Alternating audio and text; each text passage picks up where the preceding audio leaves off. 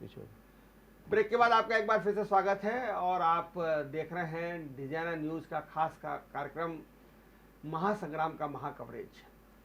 Break में जाने के पहले सुरेश पचौरी से बात हो रही थी और सुरेश पचौरी जी ने विश्वास जताया है कि कांग्रेस अच्छा करेगी, भोपाल में भी अच्छा कर रही है, ग्वालियर में अच्छा कर रही है और यहाँ इंदौर में भी उनको उम्मीदें हैं। प्रभारी बनाकर उन्हें भोपाल से भेजा गया है। वरिष्ठ नेता हैं, कांग्रेस के सेवा दल के अध्यक्ष रहे हैं, कई बार केंद्रीय मंत्री रहे हैं, अनेक बार राज्यसभा के सदस्य रहे हैं।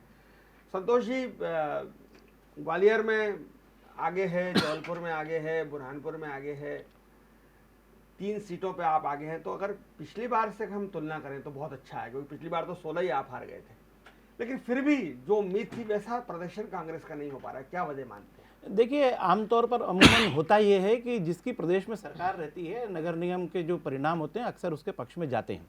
उसके बावजूद जो कांग्रेस के लिए ये सुखद परिणाम दिख रहे हैं, ये कांग्रेस के लिए हर्ष का विषय है। और दूसरी ये एक बात और कह रहा हूँ कि अभी प्रारंभिक परिणामों के आधार पर अभी सभी हम समीक्षा नहीं कर सकते हैं। मुझे पूरा विश्वास है कि ये जो नतीजे होंगे ये भारतीय जनता पार्टी की जड़ें हिलाने वाले नतीजे होंगे, जिसका जो है प्रभाव आने वाले जो चुनाव है विधानसभा के 2023 में स्पष्ट देखने को मिलेंगे। जैसा कि आपने अभी ग्राम पंचायत के चुनाव में देखा कि ग्रामीण निकायों के जितने चुनाव हुए उसमें कांग्रेस ने शानदार प्रदर्शन किया है और भारतीय जनता पार्टी से अधिक सीटें उसे हासिल हुई हैं। एक बड़ी ब्रेकिंग खबर दतिया से आ रही है। यादव जी, मैं आपके पास आ रहा हूँ।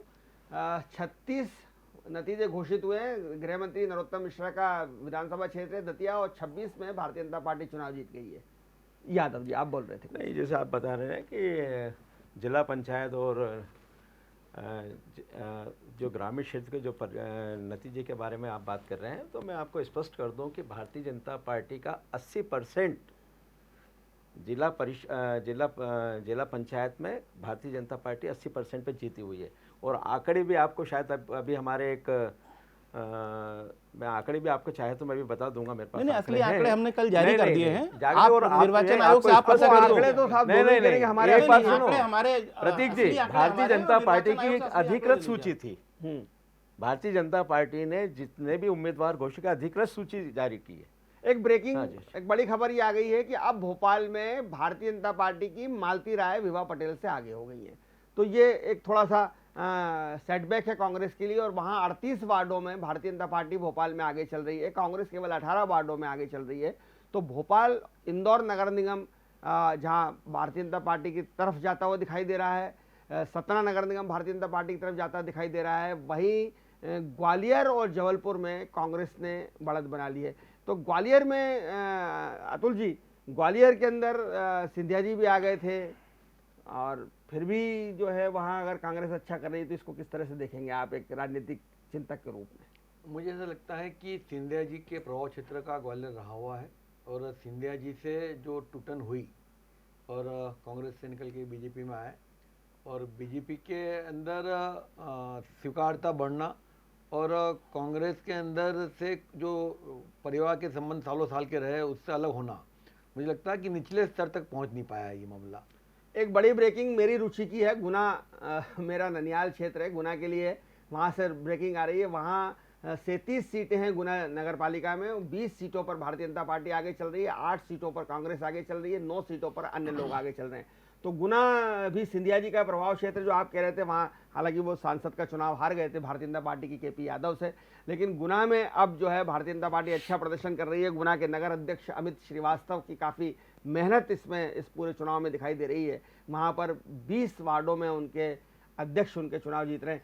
तो संतोष जी, ग्वालियर में आगे होना कांग्रेस का और सिंधिया जी के आने के बाद वहाँ कांग्रेस बहुत कम बची, तो ये आपके लिए एक बड़ी खबर तो है। निश्चित रूप से हमारे लिए प्रोत्साहन देने वाली खबर है। और सिंधिया जी जिनका वर्चस्व वो मानते थे कि ग्वालियर और गुना में, हालांकि पिछला लोकसभा चुनाव गुना से भी हार गए थे और ग्वालियर में तो वर्षों से नगर निगम भारतीय जनता पार्टी की बनती आ रही, सिंधिया जी के होने के बावजूद। लेकिन उसके बाद भी गुना में जब हारे थे तो कांग्रेस से हारे थे। हाँ, इसके बाद नहीं, सिंधिया जी के व्यक्तिगत प्रभाव की बात कर रहे हैं ना आप लोगों ने, उनको व्यक्तिगत प्रभाव के चलते लिया है। भारतीय जनता पार्टी ने उनके व्यक्तिगत प्रभाव के चलते लिया है। कांग्रेस के प्रभावशाली नेता थे, हम कहाँ मना कर रहे हैं। मैं ये कह रहा हूँ कि ग्वालियर में वर्षों के बाद में अगर ये कोई सुखद परिणाम आ रहा है तो इसे सिंधिया जी की बड़ी पराजय के रूप में लेना चाहिए।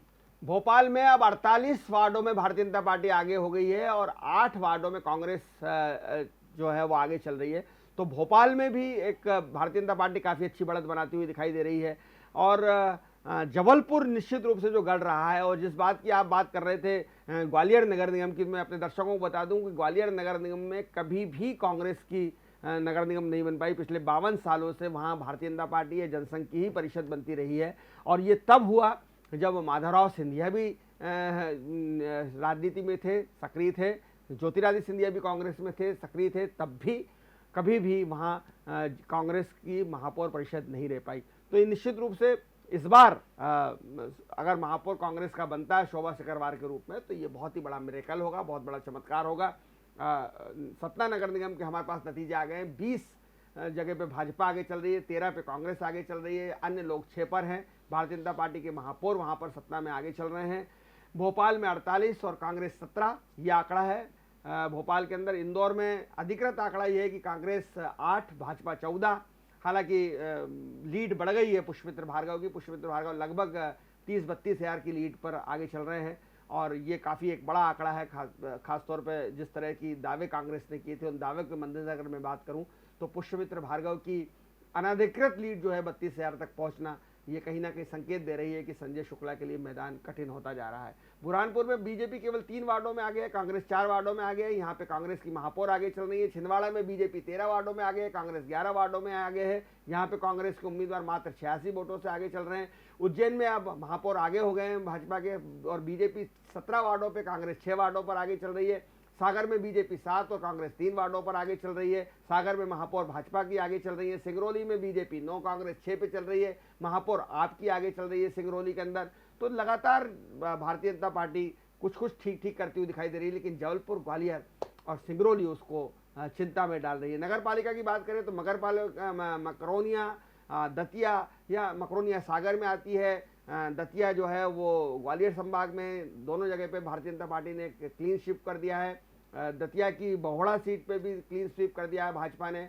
तो भाजपा काफ़ी जो उसका प्रभाव वाला क्षेत्र है वो उसके कब्जे में दिखाई देता है। नरोत्तम मिश्रा का गृहनगर माना जाता है, और नरोत्तम मिश्रा के गृहनगर में भारतीय जनता पार्टी बहुत मजबूती से 26 सीटें जीतकर आगे हो गई है। यादव जी, भारतीय जनता पार्टी सब जगह अच्छा करने के बाद, हम ग्वालियर की चर्चा कर रहे थे, ग्वालियर निश्चित रूप से चिंता का विषय होगा अगर भारतीय जनता पार्टी के हाथ से निकलता है तो। नहीं, अभी देखिए, अभी बहुत संभावना है। अभी बहुत बड़ा अंतर नहीं है, इसलिए अभी बहुत संभावना है। और जहाँ तक आप बोल रहे हैं परिणाम का, तो कभी कोई स्थानीय कुछ ऐसे मुद्दे आ जाते हैं जिसके कारण भी परिणाम में इस प्रकार का परिवर्तन आ जाता है। शाहजहाँपुर में भी भारतीय जनता पार्टी आगे है, 10 वार्डों में बढ़त बनाए हुए है।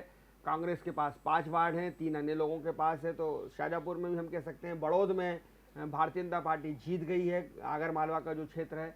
और अतुल जी, इस पूरे चुनाव के बाद बरसात का मौसम है, क्या हम अगर विकास के मुद्दे पर करके महापौर के सामने पहली बड़ी चुनौती ये नहीं होगी कि वो ड्रेनेज सिस्टम को ठीक करे, स्टॉर्म वाटर लाइन सिस्टम को ठीक करे? तो 2-3 इंच में हमारा शहर डूब जाता है, कारें तैरने लगती है, सड़कें तालाब बन जाती हैं। ये शर्म का विषय है उस शहर के लिए जो 5 बार स्वच्छता में नंबर 1 आ रहा है। ये निश्चित तौर से इंदौर शहर के लिए बहुत चिंता का विषय है, और मुझे लगता है कि नया जो परिषद आएगी और जो नए महापौर आएंगे उनके सामने सबसे बड़ी चुनौती ये रहेगी कि जो पानी की निकास की बरसात में समस्या आती है उस पर तत्काल ध्यान दें। इसमें पिछले सालों में बहुत सारे काम हुए हैं, तो उन कामों की समीक्षा करने का अवसर भी है। और मुझे लगता है कि कहीं समीक्षा करने में कुछ त्रुटियां ध्यान में आएगी। उन ध्यानों में रखते हुए आगे सालों में अगर उस काम किया जाएगा तो उससे निजात मिलेगी। हम ये कह सकते हैं कि पिछले 1-1.25 साल से इंदौर के अंदर सरकार नहीं थी, प्रशासन था। और जब सरकार नहीं होती, प्रशासन होता है, तो जनता की बातें कई बार प्रशासन तक पहुंच नहीं पाती है। तो मुझे लगता है कि 1 साल में ये जो नाला टेपिंग का काम हुआ है इंदौर के लिए, ये वरदान है कि अभिशाप है, ये इस बरसात में मालूम पड़ेगा। और इसको पूरा आकलन करके जो भी परिषद आएगी वो चुनौती रहेगी कि उसका सुधार भी करे और इसके सही मायने में काम भी हो। मुझे लगता है कि आने वाली परिषद के लिए सबसे पहला काम यही होगा कि पानी अभी गिर ही रहा है और लगातार जबलपुर में बहुत ही कड़ा मुकाबला चल रहा है, बहुत ही कांटे की टक्कर चल रही है। 34 पे भाजपा आगे है, 33 पे कांग्रेस आगे है, 1 पे शिवसेना आगे है। और महापौर पे ज़रूर वो जो जगत सिंह अन्नू हैं वो काफ़ी आगे चल रहे हैं। तो जबलपुर का मैच फंस गया यादव जी। अभी देखते जाइए, अभी संभावना बहुत है, मैं तो बोल रहा हूँ अभी भी संभावना है। लेकिन ये जो चुनाव होते हैं इस तरह के 33-34, जी जी, ये चुनाव मजेदार देते हैं संतोष भाई। जीते हारे कोई भी, लेकिन पत्रकारों के लिए और नेताओं के लिए फंसे हुए मैच हमेशा रोमांच देते, क्रिकेट हो या चुनाव, जो टसल वाला नेक टू नेक फाइट होती है। आपकी क्या प्रतिक्रिया संतोष जी जबलपुर को लेकर? निश्चित रूप से ये दिलचस्प तो होता ही है जब इस प्रकार के चुनाव होते हैं और इस प्रकार के परिणाम सामने आते हैं, तो उसमें देखना ये होगा कि अब अंतिम नतीजे कैसे आते हैं, और जबलपुर को लेकर हम बहुत बेहद आशान्वित हैं।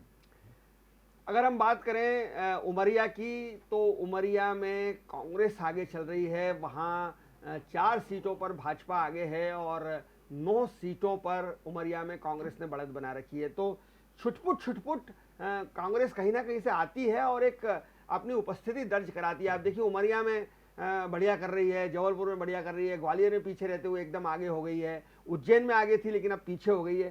तो कांग्रेस कहना चाहिए, अगर मैं अमर अकबर एंथोनी की भाषा में बात करूं तो एंथोनी ने जो 2-4 शॉट्स मारे थे अमर को, ताकतवर मारे थे, वो कुछ करती हुई दिखाई दे रही है। लेकिन इंदौर में मैं संतोष भाई आपसे फिर जानना चाह रहा हूँ कि आपने बहुत अच्छा चुनाव लड़ा, बहुत मजबूती चुनाव लड़ा, नतीजे वैसे क्यों नहीं आ पा रहे? नहीं प्रतीक जी, मैं बार बार वही बात दोहरा रहा हूँ कि अभी तक की बात करें, हाँ, अभी तक की बात, बिल्कुल, अभी तक 38,000 वोट से पीछे होना निश्चित थोड़ा रूप से चौंकाने वाला तो है। नहीं प्रतीक जी, उसमें बिल्कुल आपको एक निष्पक्ष एनालिसिस बता रहा हूँ कि भारतीय जनता पार्टी का शहर रहा, इसमें तो कोई शक नहीं है। 1989 से जो है सुमित्रा महाजन यहाँ की सांसद रही हैं, भारतीय जनता पार्टी के विधायक यहाँ से जीतते आ रहे हैं। उसके बावजूद अगर कांग्रेस इतना अच्छा प्रदर्शन कर रही है तो मैं समझ रहा हूँ कि भविष्य के लिए शुभ संकेत है। नहीं, पर आपकी उम्मीदें कुछ ज्यादा थी इस बार। नहीं तो बिल्कुल ज्यादा थी, तो अभी उम्मीदें खत्म कहाँ हुई हैं? अंतिम परिणाम आते आते शाम हो जाएगी, तब देखेंगे हम अंतिम नतीजे क्या आते हैं। मैं आपकी इस जीदारी की और इस सकारात्मकता की प्रशंसा करता हूं अतुल भाई।